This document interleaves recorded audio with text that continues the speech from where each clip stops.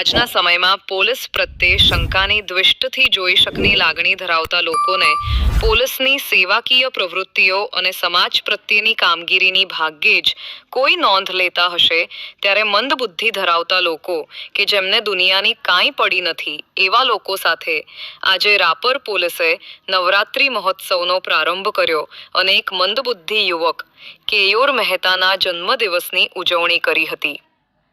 Border range IG Chirag Kordia અને પૂર્વ Kutch police વડા સાગર બાગમારના માર્ગદર્શન હેઠળ રાપર પીઆઈ જે.બી. બુબડિયા તથા સેંકડ પીઆઈ એસ.વી. ચૌધરી તથા રાપર પોલીસના તમામ કર્મચારીઓએ ગ્રામ્ય સેવા સંગઠન ખાતે દિવ્યાંગના સાથે નવરાત્રિ મહોત્સવ નિમિત્તે રાસ ગરબાનું આયોજન કરવામાં આવ્યું હતું, જેમાં તમામ પોલીસ અધિકારી, કર્મચારીઓ તથા દિવ્યાંગના ગરબા રમ્યા હતા તેમજ કેયોર મહેતાના જન્મદિવસની ઉજવણી કરી હતી, જ્યાં રાસ ગરબા તથા જમણવારનું આયોજન કરવામાં આવ્યું હતું. યોજાયેલા કાર્યક્રમમાં PI J B. Bubadiya, second PI S V. Chaudhari, Babubhai Karotra, Ranjanben Muliyana, Jagruti Gamot, Nathabhai Parmar, Karshanbhai Mori, Mahesh Patel, Naresh Thakor, Mukesh Singh Rathod,